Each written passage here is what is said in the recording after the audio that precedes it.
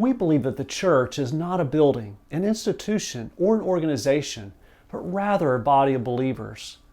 The Bible is quite clear that the ministry of the church is the ministry of reconciliation, which is a ministry of reaching other people and reconciling them to God.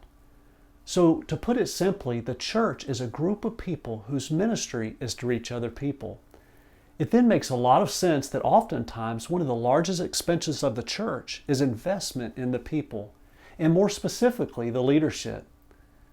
When discussing this topic with churches, we are met with many questions concerning how much to pay a church staff.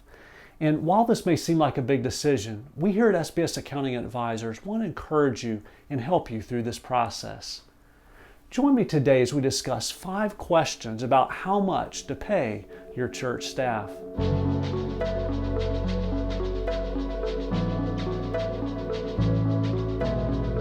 Hi there, I'm Jonathan Bill with SBS Accounting and Advisors. While we can't help you select your church staff, we do feel that we can help you find the answers to some of these questions about how much to pay your church staff. So without further delay, let's jump right in.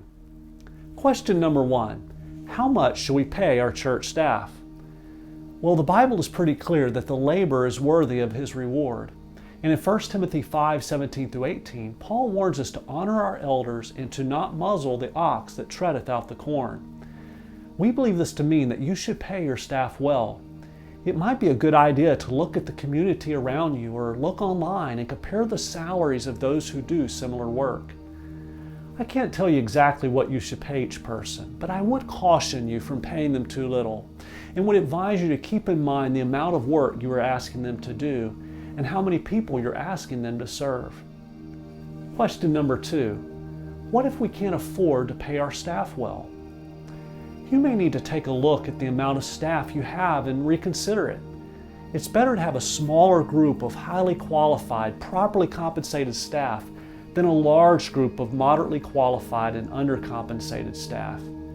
You might find that finding the right staff member can lead them to developing a volunteer base to help. There's a common saying out there that leaders attract leaders. Question number 3, what percentage of the budget should be committed to staff? This is a loaded question, so let's unpack it carefully. Ultimately, this is going to depend on your specific church, but one thing to keep in mind is whether or not your church has debt. If you are paying off debt, it would be wise to lower the percentage paid to your staff, and if you don't have debt, then maybe consider raising that percentage. Another beneficial practice is to build the next salary into your budget before hiring. In other words, take a year to make sure you can afford that salary before hiring the next staff member. Question number 4, should we be concerned about how much other churches are paying their staff? This is another loaded question. It is true that at some point as your church grows and as your staff becomes more and more experienced, it probably would be wise for you to begin to compare their salaries to comparable salaries at other churches. If you find yourself not compensating your staff for their time and experience as they labor and as they grow your church, you may run the risk of other churches trying to hire your staff. Question number 5, who should determine the staff's salaries? Right out of the gate, I need to say that you should avoid voting on salaries. This always leads to things getting personal and people getting their feelings hurt. We also believe that individual salaries shouldn't be public knowledge. If your salary isn't public in the church, why should the staff's be public? We suggest something like this. Have a finance team set the budget for the overall staff salaries and also set the senior pastor's salary. Then give the senior pastor or elders the authority to set each staff member's salary. This way, the senior pastor who works with a staff on a daily basis is the only person who knows each individual staff member's salary, and he is aware of who is deserving of how much. This topic of paying church staff can be a very divisive one, and you may find that your church's bylaws might stand in the way of the best practices.